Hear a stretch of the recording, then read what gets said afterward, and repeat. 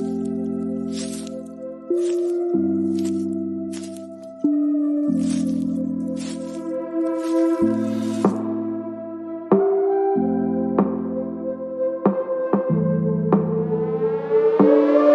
name is Cassy Summers. Welcome to the Curious Universe podcast.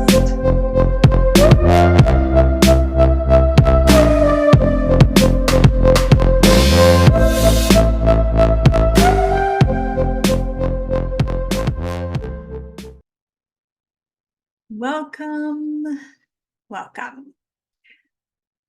This episode might be a little bit triggering. It might bring up stuff for you. I'm going to do my best to clear it. But I sense that this is a really important conversation to be having. And I would love to have it with you. So if we can lower our barriers and explore this topic a little bit, I wonder what we can uncover. I wonder what universes we can open up and possibilities we can bring forward. So this topic, gaslighting. Now, a few years ago, 5 to 10 years ago, you wouldn't really hear people talking about gaslighting that much. It's starting to become almost, I could say, trendy, mainstream. And I'm grateful for that. But I'm grateful for that because it's bringing awareness to this topic, but it also creates people kind of misidentifying or talking about it without information or kind of ignoring it. It's so funny because the more it's getting present, the more people seem to be kind of like, oh yeah, you're just saying that thing. So people are using it as to separate and avoid it even more because it's cliche in their world. So there's already a lot of energy coming up. So I'm going to use the Access Consciousness Clearing Statement to do some clearings to lighten up the energy, clear some of that energy out. If you're new to the show and you've never heard of the clearing statement, please go to theclearingstatement.com and you're going to get a whole bunch of information there about what it is. But here on the show, we just use it as a way to clear energy. So everything this is bringing up and letting down, and everywhere you want to fight for or against, defend for or against, or avoid this whole conversation, will you destroy it and create it, please? Right, wrong, good, bad, talk about all nature, sports, poems, beyonds. Now, you might have like dichotomy going on. So in one way, you want to avoid this conversation. On the other hand, you're here, you're listening, you're engaging, you haven't stopped this audio. So you want to be here. But those things can come in play. And especially if there's been any brainwashing. When someone has undergone brainwashing, it is extremely hard for them to receive any information that doesn't support what the brainwashing has created. Now, I use brainwashing, and you might be thinking, well, I haven't been brainwashed. Like, brainwashing isn't that when, I always kind of picture, like, if we're gonna get really dramatic, like in the war where the opposite side, like you'd caught someone and you would put them through a brainwashing process to get them to kind of infiltrate their own government, to turn on their own government, right? Other kinds of brainwashing, like from cults or that kind of stuff. But the thing is, we're being brainwashed all the time. It's just a lot more subtle than that.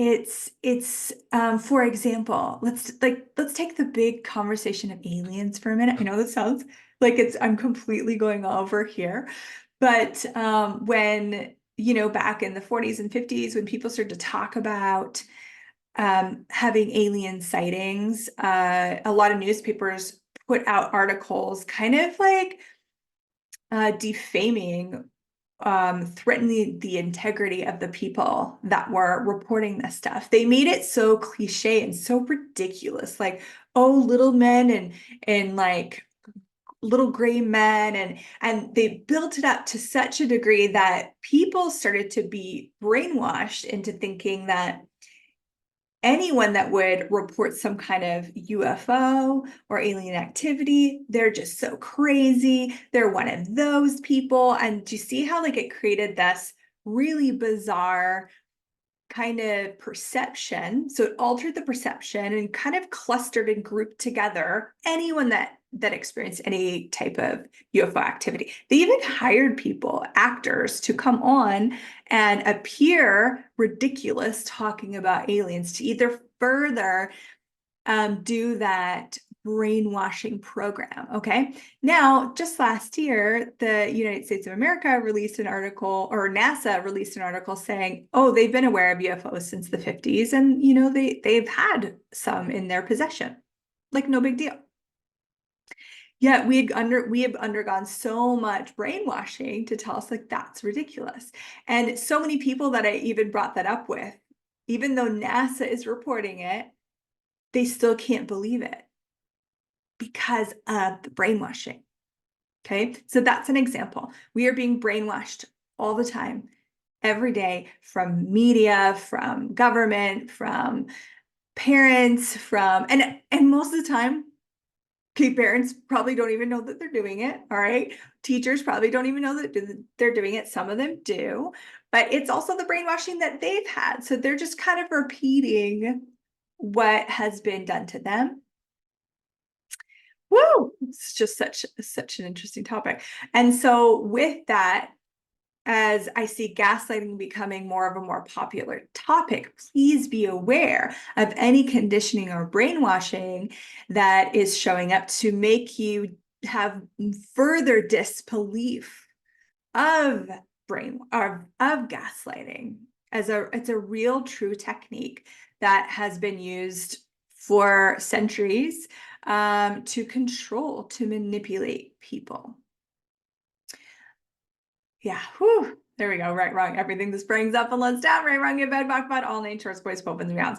So I'm not going to go into like the details of gaslighting and brainwashing. Please do your own research. And I recommend to you, if it's that which is true for you, will give you a sense of lightness, even if your head is screaming, no, this isn't true. I shouldn't read this. I shouldn't believe this. There will be, if you pay attention, if you get really curious, you will notice that there will still be a sense of lightness within the intensity that might be showing up. The intensity is the brainwashing, stepping forward and being like, nah, we're not having this conversation. We don't believe in this stuff. This is crazy. This is stupid. Nobody actually does this. This is like in the movies. Okay. Within that intensity, anything that is true for you will have a sense of lightness to it. And all the lies will have a sense of heaviness. And that is that intense, dense energy that comes up telling you no is going to be the heaviness. Okay. So do your research if you want to know more. And there's an article by Psychology Today called The 11 Warning Signs of Gaslighting. I highly recommend you read it. It's very informational and it's very clear and direct. It's not too like heavy in going into the psychology of it, which I find very useful. But here today, I just want to go a little bit deeper into why do we keep avoiding it? Why do you find yourself sometimes avoiding? Maybe you don't want to know when someone's gaslighting you. Maybe you don't want to know when there's brainwashing going on. Maybe if you think of this, then you think of the global gaslighting going on and you feel overwhelmed and then you just want to hide and run from it. What we know is that anything that you avoid has power over you. Anything that you avoid has power over you. So if you're avoiding the topic of gaslighting, you're giving it power over you. You're giving it power to affect you. If you're willing to be present with the topic of gaslighting and have no point of view about it, That means you're not even making it wrong. You're just observing. You are in access consciousness, which I love the tools of access consciousness, my jam. We talk about something called allowance. It is when everything is just an interesting point of view. And so we could even do that right now and even like clear up some more of this energy that's so present. So get a sense of like all of the avoidance of gaslighting, whether it's yours, people you're aware of, the world, whatever. And you might be one of the people that are not avoiding it and you want to shake people awake. Okay. This will help you too. So get a sense of all that avoidance, defending, hiding energy, and just say, interesting point of view. Interesting point of view, I have this point of view. Interesting point of view, they have this point of view. Interesting point of view, I have this point of view about their point of view. Interesting point of view, I have this point of view. Interesting point of view, they have this point of view. Interesting point of view, I have this point of view about their point of view. Interesting point of view, I have this point of view. Interesting point of view, they have this point of view. Interesting point of view, I have this point of view about their point of view. You can run that like a million times and it will just get lighter and lighter because from the space of allowance, which is what we just did, interesting point of view. From the space of allowance, you don't have to avoid anything ever again because it will never overcome you and it will also never stick you. Sometimes we're like, oh, it's just such a gross topic. Like I don't want to talk about that. It makes me anxious. It stays with me all day. Those could be some of your concerns. And when you have total allowance, that doesn't occur. Nothing can stick you. The only thing that can stick you are lies. And if you're being present and acknowledging the lies, they can't stick you. If you have interesting point of view, it won't overcome you. It won't overwhelm you. It won't take over your day or your thoughts or your mind. You just have an interesting point of view. Now, again, explore this for yourself. If you find that you are someone that avoids the topic of gaslighting or you avoid other people talking about it, you avoid getting information or getting clear on it, what is it that you're actually avoiding? What do you not want to know? Or what have you already decided that you're avoiding knowing? I work with a lot of one-on-one clients and also clients in groups. I have memberships and I do programs all the time. I just love it. And something that I really noticed when facilitating my clients is that when they just don't want to know something, it's because they've already concluded or presumed that the answer is the thing that they don't want to have. So for example, it could be like maybe your avoidance to gaslighting would be, I don't want to know that my partner is doing that to me. So you've already presumed and decided that your partner is doing that. And then you're avoiding knowing it, but you already have decided it's going on. Do you see how you're trapped? Do you see how there is no freedom in that? And what's so interesting is when I facilitate these clients to actually looking at the thing that they've been avoiding, 80% of the time, it's actually not even what they presumed. It's, wow, they're like, in this case, if we're using the partner, they're actually not gaslighting me. And that to them is even more scary because then they have less to avoid their partner with. They actually become closer. They become more intimate. And that can be scary for people, especially if they've experienced gaslighting before. Yeah. And then sometimes it will be aware, oh yeah, they are gaslighting me. And this relationship actually isn't working for me. And I keep trying to make it work. And that doesn't mean that you have to leave the relationship. You're just now aware of it. You could handle it better and be aware of your choices to have something different. Interesting point of view. I have this point of view. Interesting point of view. You have this point of view. Okay, now what else? Go a little deeper, if you will, just for a few more moments. Are you avoiding the topic of gaslighting? Are you avoiding where you might be gaslighting other people unconsciously? We are kind of raised in a society that does this all the time. You don't have to make yourself wrong. You could just be aware of it. Choose something different. Maybe you've already presumed that you're a gaslighter, and that's why you don't want to know about it, because you don't want to judge yourself. If you have interesting point of view about it, you don't have to judge yourself. You become aware of it, and then you get to choose if you'd like to do it or not. Gaslighting is,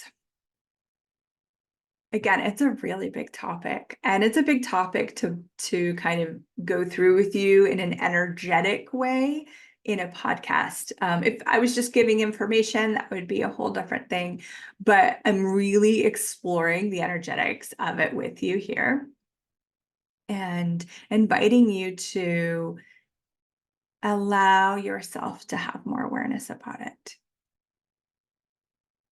The gift of having the awareness of gaslighting is, one, it's not owning you. Like I had said, everything that you avoid owns you. Also, it will create a lot of clarity for some of maybe the interactions or conversations you've had that are just bizarre to you. You just completely don't understand, especially if you're someone that does not come from that place. If you don't gaslight, you might be very confused when someone is gaslighting you. I myself was in an 11-year marriage where I was gaslit every day and I had no idea what was going on. I just kept thinking I was messing up. And I love this person and want to make them happy. And I just kept messing up and I didn't know what was wrong with me and why I couldn't stop messing up. And it was years later, actually, that I stumbled upon the topic of gaslighting. And it was actually this great YouTube ad, and I'll be forever grateful for it.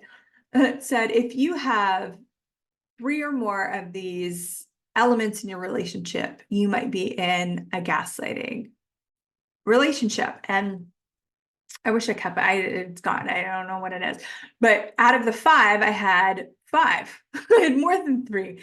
And with this previous marriage, and I just got me going, what is this?